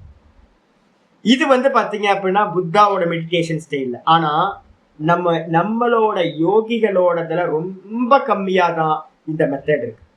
மீதி இருக்கிறவங்களுக்கு எல்லாம் க்ளோஸ்டு ஐஸா தான் இருக்கும். ஆனா க்ளோஸ்டு ஐஸா இருந்துகிட்டு மூக்க வந்து பாக்குறது, கவனம் கொடுக்கறது. கண்களை மூடி இருக்க நானு மூக்கோட நுனிய வந்து பாத்தீங்கன்னா கான்சென்ட்ரேட் பண்றேன். இது வந்து அபியாச காலத்துல இதை பண்ணி பண்ணி பண்ணி பிராக்டிஸ் பண்றீங்கன்னா மனசு ஏகாகிர சித்தத்துக்கு வரும். இதுக்கு பேரு தாரணான்னு பேர். இதே வந்து பாத்தீங்கன்னா இல்ல சுவாமி எனக்கு கண்களை மூடிக்கிட்டு புருவ மத்திய போக்கஸ் பண்ண முடியுது அப்படின்னா ஒன்றும் பிரச்சனை இல்லை, ஒரு பிஞ்ச் பண்ணுங்க, நல்லா அழுத்தமா ஒரு பிஞ்ச் பண்ணி விட்டுருங்க. புருவ மத்திய பிஞ்ச் பண்ணிட்டு நல்லா கிள்ளி விட்டுருங்க, பரவாயில்ல, கொஞ்சம் ரத்தம் வந்தாலும் கூட பரவாயில்ல, சின்னதா வந்து கிள்ளி விட்டுருங்க, அந்த வலி இருக்கணும். கண்ண மூடி வந்து பாத்தீங்கன்னா அந்த பெயினையே அந்த புருவ மத்தியே பண்ணி பிராக்டிஸ் பண்றது, இது ஸ்டார்டிங்ல. அப்ப அந்த புருவ மத்திய பார்த்து பார்த்து பண்றது. அப்ப கேள்வி வந்துச்சு அப்படின்னா 5:27 இல்ல வந்து பாத்தீங்கன்னா இங்க சொல்லியிருக்கிற 6ல வந்து சொல்லியிருக்கிற இந்த ஸ்லோகத்துல சொன்னதா 6:13 அப்படின்னு கேட்டீங்கன்னா ஆரம்பம் மூக்கு நுனி, அதுக்கப்புறம் லாஸ்ட் நம்ம ஃபுல் டைம் அதிகமா அபியாசம் பண்ண வேண்டியது இது. ஏன் அப்படின்னு கேட்டீங்கன்னா இதுக்கு ஒரு பிளேஸ் சொல்லியிருக்கேன். என்னன்னு கேட்டீங்கன்னா உபனிஷதங்கள்ல சொல்லியிருக்கு அவிமுக்தி க்ஷேத்திரம் அப்படின்னு பேர் இருக்கு. இந்த க்ஷேத்திரத்துக்கு என்ன பேரு? அவிமுக்தி க்ஷேத்திரம்னு பேரு இந்த புருவ மத்தி.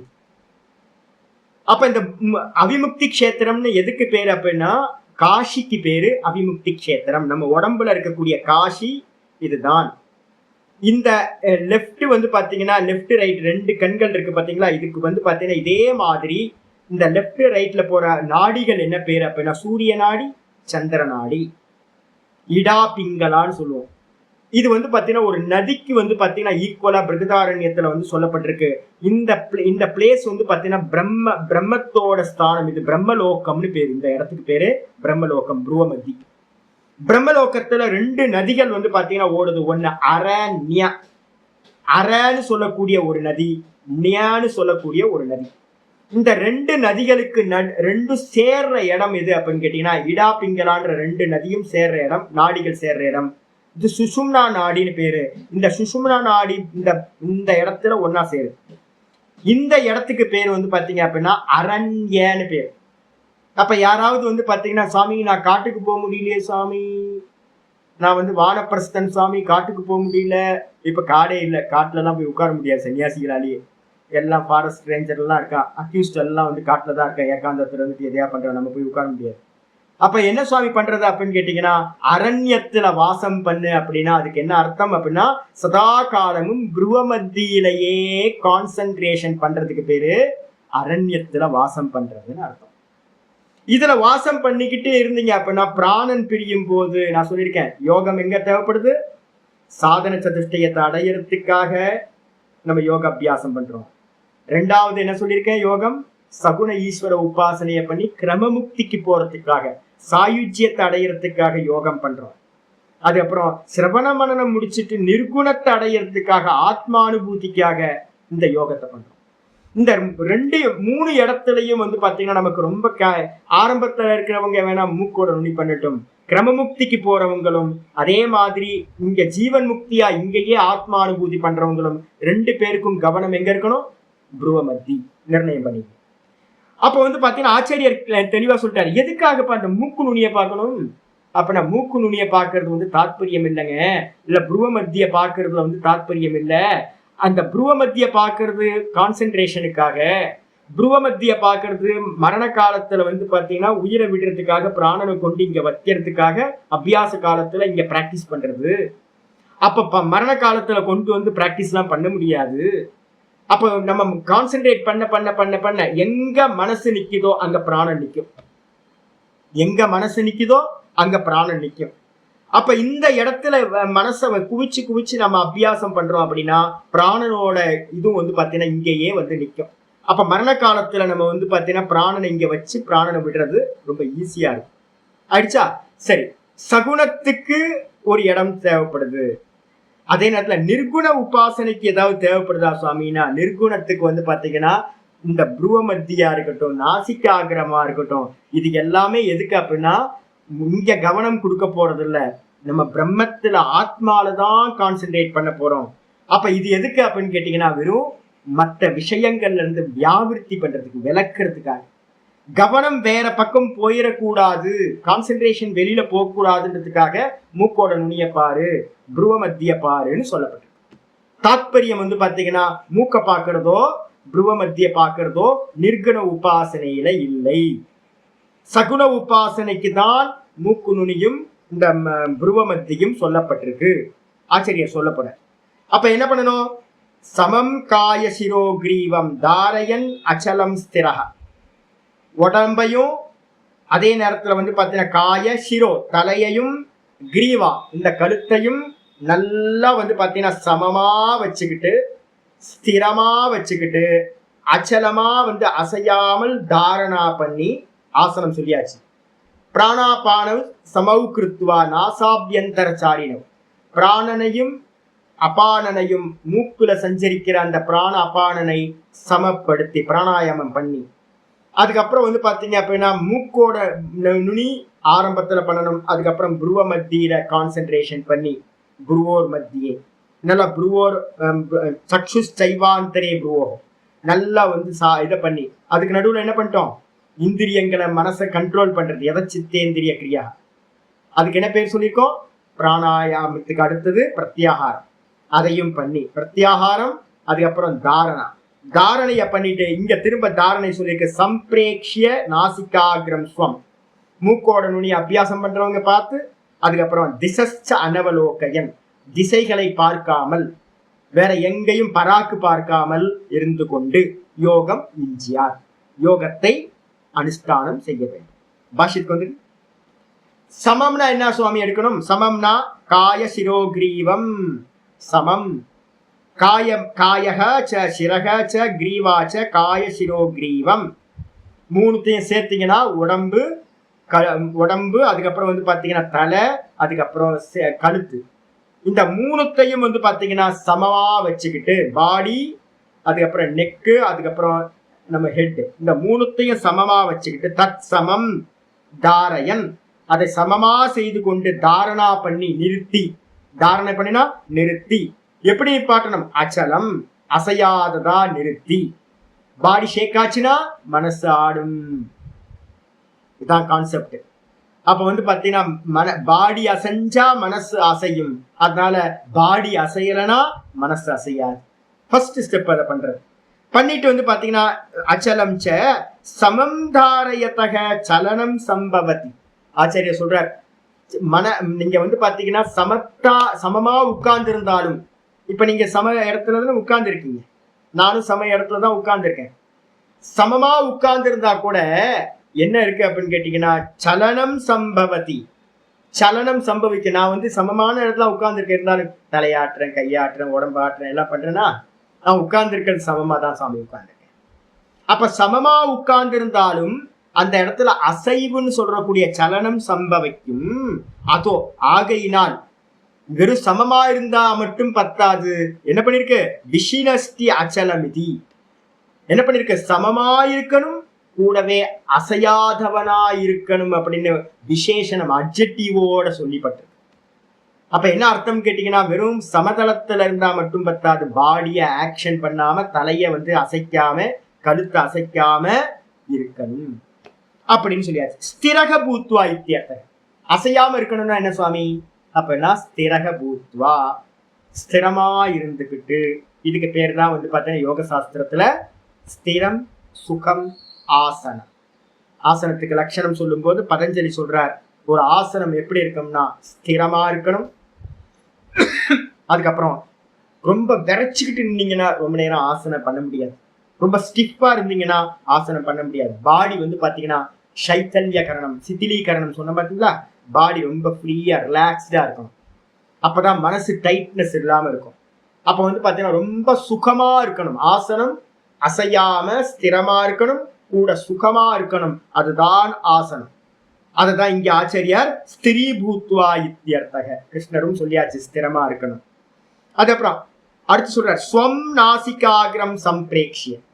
அப்படி வச்சுக்கிட்டு வந்து பாத்தீங்கன்னா நாசிகாகிரம் ஸ்வம், தன்னுடைய நாசிகாவோட அக்ரபாகத்தை, அக்ரனா முனை, மூக்கோட நுனிய வந்து பாத்தீங்க அப்படின்னா சம்பிரேக்ஷின அர்த்தம்.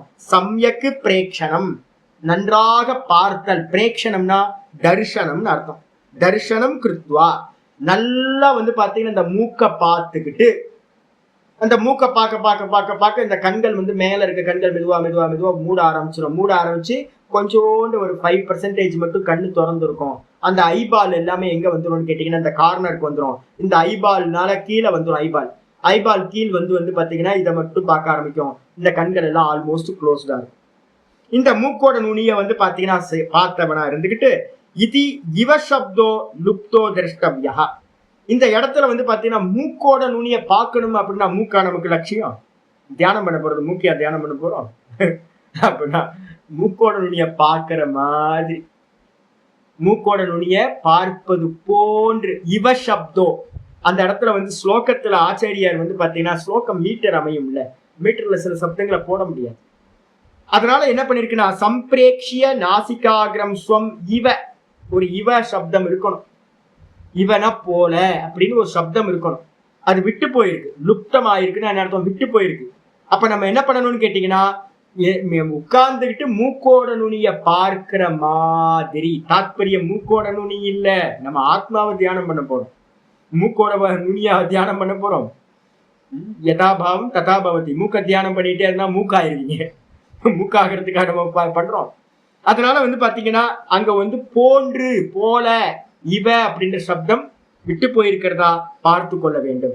அப்ப மூக்கோட நுனிய பார்க்கிற மாதிரி இருந்துகிட்டு, நகி ஸ்வ நாசிகாகிர பிரேக்ஷணம் இக விதித்சிதம். ஆச்சாரிய தெளிவா சொல்லிட்டார்.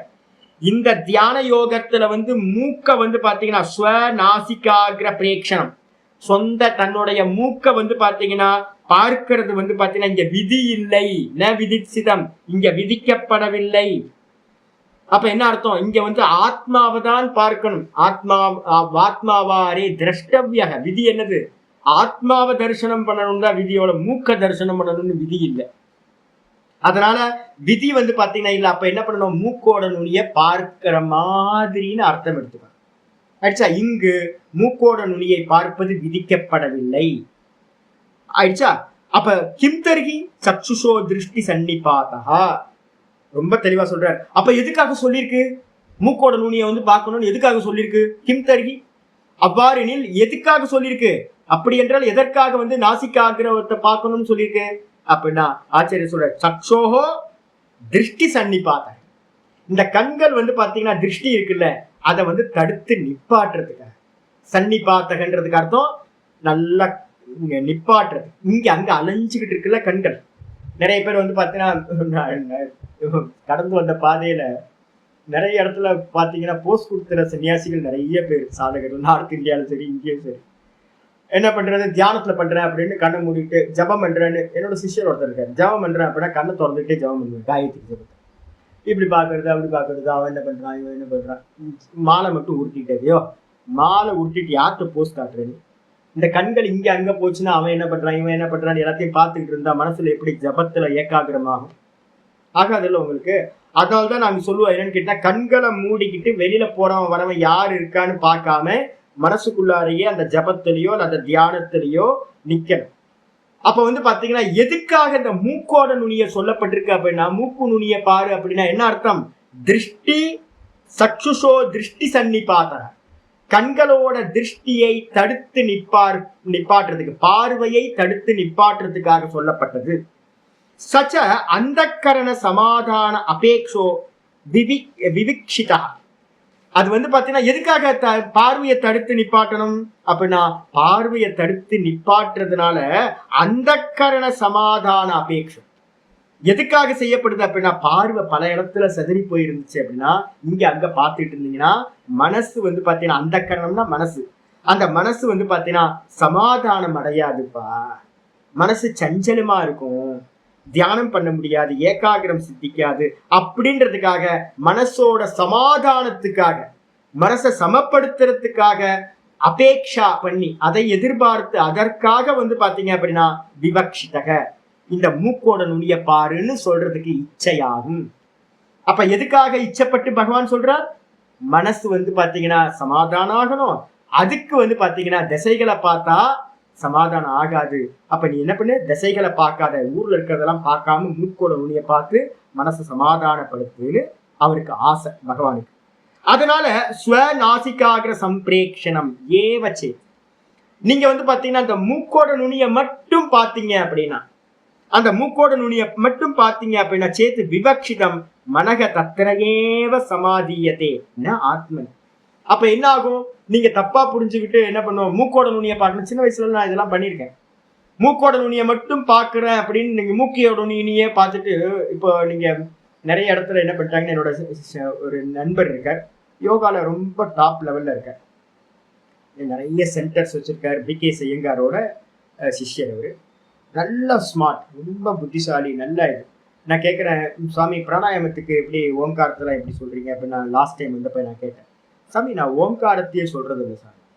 ஏன் அப்படின்னா அவர் வந்து பார்த்தீங்கன்னா டீச்சிங் பண்ணுறது எல்லாமே மலேசியா, சிங்கப்பூர், தாய்லாந்து, ஹாங்காங், அது மாதிரி சைனா, இது மாதிரி எல்லாம், அப்புறம் வந்து இந்த அரப் கண்ட்ரிஸ்க்கெல்லாம் போகிறார்.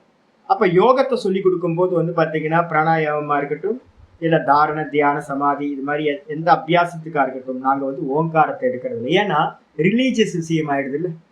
இப்போ யோகத்தை இவங்க என்ன பண்ணிட்டாங்கன்னு கேட்டிங்கன்னா, எல்லா ரிலீஜியஸ்க்கும் கொண்டு போகும்போது எந்த ஒரு ஈஸ்வர ரூபமும் வச்சுக்கிறது இல்லை, எந்த ஒரு ஈஸ்வர நாமத்தையும் வச்சுக்கிறது இல்லை. அப்ப என்ன பண்றது அப்படின்னா, மூக்கோட நுனியை பாரு. அப்பா எதுல கவனம்? ராமரோட கவனம் இல்லை, கிருஷ்ணரை வந்து கவனிக்க வேணாம். அப்ப என்ன, நான் மூக்கோட நுனியை பாரு. நான் சொன்னேன்ல, மூக்கோட நுனியை பார்த்தா என்ன ஆவீங்க? மூக்காயிடுவீங்க. யதா திருஷ்டிக்கு ததா பவதி, எப்படி நீங்க பாக்குறீங்களோ அப்படி ஆயிடுவீங்க. அப்ப வந்து பாத்தீங்கன்னா, இப்போ வந்து கவனம் வந்து பாத்தீங்கன்னா, நான் சின்ன வயசுல அப்படிதான் நினைச்சிருக்கேன். அப்ப எனக்கு பக்தி எல்லாம் தெரியாது. அப்ப வந்து பாத்தீங்கன்னா என்ன நான் நினைச்சுக்கிட்டு இருந்தேன், மூக்கோட நுனியை ஒரு தியான புக் எடுத்து படிச்சேன், மூக்கோட நுனியை பார்க்கணும் அப்படின்னோட நானும் மூக்கோட நுனியை பார்த்துக்கிட்டே தியானம் பண்ண ஆரம்பிச்சேன். ஆக்சுவலா வந்து பாத்தீங்கன்னா பிரேக்ஷணம் ஏவச்சேத், ஒருவேளை வந்து நீங்க மூக்கோட நுனியை மட்டும் பார்க்கிறதா இருந்துச்சுன்னா, சொல்றதுக்கு ஆசை இருந்துச்சுன்னா, பகவானுக்கு வந்து ஆசை வந்து மூக்கோட நுனியவே பார்க்கணும், அதை மட்டும் பார்த்தா போதும்னு ஒரு ஆசை இருந்துச்சு அப்படின்னா, மன தத்திரையேவ சமாதியத்தை. அப்ப என்ன ஆகுனா, மனசு வந்து பாத்தீங்கன்னா மூக்கோட நுனியிலேயே சமாதி ஆயிடும். மூக்கோட நுனியில சமாதி ஆச்சுன்னா என்ன ஆயிடுவீங்க? நீங்க மூக்காயிடுவீங்க. அப்ப வந்து பாத்தீங்கன்னா ஆத்மனி, ஆத்மால சமாதானம் அடையாது. புரியுதா உங்களுக்கு? அப்ப தாத்பரியம் என்னப்பா அப்படின்னு கேட்டீங்கன்னா, ஒரே தாத்பரியம் தான், வெளி விஷயங்களை பார்க்காம இருக்கிறதுக்காக, பார்வையை தடுத்து நிப்பாட்டுறதுக்காக மூக்கோட நுனிய பார்க்க சொல்லியிருக்கு. ஆனா நம்ம தியானம் மூக்க தியானம் பண்றது இல்ல, ஆத்மாவை தியானம் பண்றது. ஆயிடுச்சா? அதுக்கப்புறம் ஆச்சரிய சொல்றாரு, ஆத்மனிகி மனசக சமாதானம் பக்ஷியதி. அப்ப சமாதானப்படுத்துறது, சமாதி பண்றது எங்க சொல்லப்பட்டிருக்கு அப்படின்னா, ஆத்மாலதான் வந்து பாத்தீங்கன்னா, ஆத்மனிகி, ஆத்மாலதான் வந்து பாத்தீங்கன்னா மனசக சமாதானம் பக்ஷியதி, மனச சமாதானப்படுத்தணும், சமாதி அபியாசம் ஆத்மாலதான் பண்ணணும்னு சொல்லப்பட்டிருக்கு. எங்க சுவாமி? 5:20 இந்த 6:25 பார்க்க போறோம். 25வது ஸ்லோகம் இன்னொரு வாரத்துக்குள்ளார வந்துடும். அப்ப என்ன சொல்லிருக்கு? ஆத்ம சம்ஸ்தம் மன கிருத்வா அப்படின்னு, க்ஷணை க்ஷணைருபரமேத் புத்யா திருதி கிரஹீதயா ஆத்ம சம்ஸ்தம் மன கிருத்வா ந கிஞ்சிதபி சிந்தயேத். இந்த மனசை வந்து எங்க பண்ணணும்னா, இந்த ஆத்மாலையே எஸ்டாப்ளிஷ் பண்ணணும். எப்படி பண்ணணும்? திடீர்னு வந்துடாது. க்ஷணை க்ஷணை ருபரமேத், மெதுவா மெதுவா விற்த்திகளை எல்லாத்தையும் ஷட் டவுன் பண்ணணும். புத்தி, விவேக புத்தியினால என்ன பண்ணணும்? ஃபோர்ஸபிளா பண்ணாம விவேக புத்தியை யூஸ் பண்ணி, இது திருஷ்யம், இது திருஷ்யம், இது திருஷ்யம், இது பொய், இது பொய், இது பொய்ன்னு எல்லாத்தையும் மெதுவா மெதுவா நெகேட் பண்ணிக்கிட்டே வந்து விற்த்தியை வந்து பாத்தீங்கன்னா சூன்யம் பண்ணி, இந்த மனசை வந்து பாத்தீங்கன்னா என்ன பண்ணணும்? இந்த ஆத்மாலையே நிப்பாட்டி சமாதானப்படுத்தி வேற எதையும் சிந்திக்காமல் இருக்கட்டும் அப்படின்னு 25வது ஸ்லோகத்துல சொல்ல போறோம். அப்ப நம்ம ஆத்மாலதான் சமாதானப்படுத்தணுமே ஒழிய மனசை மூக்குல சமாதானத்தை அடையிறது இல்லை. அதனால வந்து இது ஒரு சும்மா ஒரு மனசை வந்து ஒரு இடத்துல கட்டி போடுறதுக்கு ஸ்டார்டிங் பாயிண்ட் தான் ஒழிய இதே எண்டு வரைக்கும் கொண்டு போறது இல்லை. அதனால வந்து பாத்தீங்கன்னா தஸ்மாத், ஆகையினால் இவ சப்த லோபேன அக்ஷனோகோ திருஷ்டி சன்னிபாத ஏவ சம்பிரேக்ஷி உச்சியதே. ஆச்சாரிய தெளிவா சொல்றார். ஆகையினால், தஸ்மாத்னா ஆகையினால், இவ சப்தம் லோபம் ஆயிடுச்சு, போன்று அப்படின்ற சப்தம் இங்க போட்டுக்கணும். மூக்கோட நுனியை பார்ப்பது போல, மூக்கோட நுனியை வந்து பார்க்கிறது தாற்பயம் இல்ல, மூக்கோட நுனியை பார்க்கிற மாதிரி. என்னது? அந்த மாதிரின்ற சப்தம், போலன்ற சப்தம் மறைஞ்சிருக்குன்னு எடுத்துக்கிட்டு, அப்ப என்ன பண்ணணும்? அக்ஷனோகோ, இந்த கண்களோட திருஷ்டி சன்னிபாத ஏவ, இந்த கண்களோட பார்வையை வந்து கட்டி போடணும். தடுத்து நிப்பாட்டணும் அப்படின்றதுக்காக தான் சம்பிரேக்ஷி இது உச்சியதே, நன்றாக பார்த்துன்னு சொல்லப்பட்டிருக்கு. அப்ப மூக்கோட நுனியை பார்க்கறது பார்வையை வேற எங்கும் சதற விடாம பண்றதுக்கு தான். ஆனா தியானம் பண்றதுக்கு மூக்கோட நுனியை தியானம் பண்ண போறது ஆயிடுச்சா. அதுக்கப்புறம் ஆச்சாரிய சொல்றாரு, திஷகச்ச அனவலோக்கயன். மந்திரத்துல லாஸ்ட் ஸ்லோகம் லாஸ்ட் பாதம் என்னது? திஷச்ச அனவலோக்கயன் அப்படின்னு. திஷச்ச அனவலோக்கயன்னா என்ன அர்த்தம்? திசைகளை திஷாம்ச அவலோகனம் அந்தரா அகுர்வன். இந்த திசைகளோட இடத்துல இந்த கண்கள் வந்து பாத்தீங்கன்னா இங்க அங்க பார்க்காம அவன் என்ன பண்றான் இவன் என்ன பண்றான்னு தியானம் பண்ணிட்டு இருக்குமே பார்த்தா அது என்னது இது என்னது? ரூம்குள்ளார இருக்கீங்க, ஒரு பூஜா ரூம்ல இருந்துகிட்டு கண்களை திறந்து வச்சுக்கிட்டு நீங்க தியானம் பண்றீங்கன்னு வச்சுங்களேன். இதை கிளீன் பண்ணாம விட்டுட்டோம். இதை வந்து பாத்தீங்கன்னா கிளீன் பண்ணணும்னு தோணும். விளக்கு வந்து பாத்தீங்க அப்படின்னா ரொம்ப அழுக்காயிருக்கு, அதை கிளீன் பண்ணணும். இந்த ஒரு ஸ்கிரீன் வந்து மாத்தினா நல்லா இருக்கும். இந்த செவுத்துக்கு வந்து பாத்தீங்க அப்படின்னா கொஞ்சம் ஒயிட் வாஷ் பண்ணா கொஞ்சம் நல்லா இருக்கும், பெயிண்ட் பண்ணா நல்லா இருக்கும். அப்புறம் இந்த பூஜா பாத்திரங்கள்லாம் வந்து ரொம்ப பழசாயிடுச்சு, இதெல்லாம் மாத்தணும். இல்லை கிரி ட்ரேடிங்ல கிடைக்குமோ, வேற எங்க கிடைக்கும்? என்ன ஆகும் யோசிச்சு பாருங்க. கண்ணை திறந்து பார்த்துட்டு இருக்கும் போது மெதுவா மெதுவா மெதுவா எங்கெங்கயோ கொண்டு போயிடாது. கிரி ட்ரேடிங் பக்கத்துல தான் வந்து பாத்தீங்கன்னா இன்னொரு கடை, ஒரு பாத்திர கடை ஒன்று ஆப்போசிட்லேயே ஒன்று இருக்குல்ல, அதுல கூட நல்ல பூஜா பாத்திரம்லாம் பார்த்தேன். எங்க உட்கார்ந்து எங்கேயோ போயிடும். இதே கண்ணை மூடிக்கிட்டீங்க அப்படின்னா என்ன ஆகும்? வால் பார்க்க வேணாம், பூஜா பாத்திரங்களை பார்க்க வேணாம், இல்லை ஸ்கிரீனை பார்க்க வேணாம், எதையும் பார்க்காம பேசாம ஒரே கான்சென்ட்ரேஷன் பண்ற. அப்ப வேற எந்த திசைகளையும் பார்க்காமல் அப்படின்னு இது ஏத்தது என்று அர்த்தம் எடுக்க வேண்டும் அப்படின்னு சொல்லியாச்சு. அப்ப தியான விதியில இதோட முடியுது. நாளைக்கு மீதியை நம்ம பார்க்கலாம். அப்போ ஆசனம் வெளியில உள்ள, வெளியில இருக்க ஆசனம், அதுக்கப்புறம் எப்படி உட்காரணும், அதுக்கப்புறம் பிராணாயாமம், அதுக்கப்புறம் பிரத்யாகாரம், அதுக்கப்புறம் தாரணம். இந்த 4 சொல்லி முடிச்சாச்சு. தியானம் பண்ணணும் ஆரம்பிக்கணும். தியானத்துக்கு அடுத்த ஸ்லோகம் ஆரம்பிக்கும். ஓம் பூர்ணமதః பூர்ணமிதம் பூர்ணாத் பூர்ணமுதச்யதே பூர்ணஸ்ய பூர்ணமாதாய பூர்ணமேவாவசிஷ்யதே. ஓம் சாந்தி சாந்தி சாந்தி. ஹரி ஓம் ஸ்ரீ குருப்யோ நமः. ஹரி ஓம். ஓம் கீதா சாஸ்திரமிதம் புண்ணியம் யः படேத் பிரயத்தः புமான் விஷ்ணோ பதமவாப்னோதி வயசோகாதிவர்ஜிதः. गीताध्ययनशीलस्य प्राणायामपरस्य च नैव सन्ति हि पापानि पूर्वजन्मकृतानि च मलनिर्मोचनं पुंसां जलस्नानं दिने दिने सकृद्गीताम्बसि स्नानं संसारमलनाशनं. गीतासु गीता कर्तव्या किमन्यै शास्त्रविस्तरैः या स्वयं पद्मनाभस्य मुखपद्मात् विनिश्रुता. भारतामृतसर्वस्वं विष्णोवक्त्रात् विनिश्रुतं. गीता गंगोदकं पीत्वा पुनर्जन्म न विद्यते. सर्वोपनिषदो गावः दुग्धा गोपालनन्दनः.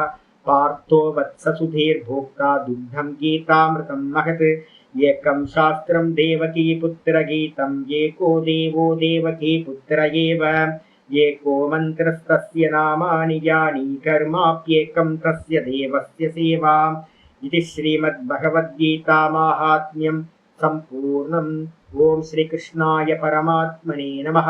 श्री कृष्ण कृष्ण कृष्ण कायेन वाचा मनसेन्द्रियैर्वा बुद्ध्यात्मना वा प्रकृतेर्स्वभावात् करोमि यत् सकलं परस्मै नारायणायेति समर्पयामि. ओम तत्सत्. इति परब्रह्मार्पणमस्तु. जी இதெல்லாம் கேட்கறதுக்கு இல்லை, இதெல்லாம் இப்போ நான் சொன்னது எல்லாத்தையும் உட்கார்ந்து அபியாசம் பண்ணணும். அதனால வந்து சகுன ஈஸ்வரன்ட்டு ஆரம்பிச்சிருங்க. ஏதோ ஒரு நாமத்திலேயோ ஏதோ ஒரு ரூபத்திலேயோ ஆரம்பிச்சிருங்க. பண்ணாம இருந்தாலும் பலன் கிடைக்காது, பண்ணினாதான் பலன் கிடைக்கும். கேட்டுட்டு போயிட்டீங்கன்னா அடுத்த ஜென்மத்தில் ஏதாவது பண்ணிக்கலாம். அடுத்த ஜென்மம் எப்போ கிடைக்கும் தெரியாது இல்லை, மனுஷ ஜென்மம். அதனால இப்போ இருக்க சான்ஸ் திரும்ப கிடைக்காது. அதனால இப்பவே ஸ்டார்ட் பண்ணிடணும். அறிவு அறிவு அறிவு. ஆமாம் பண்ணணும்.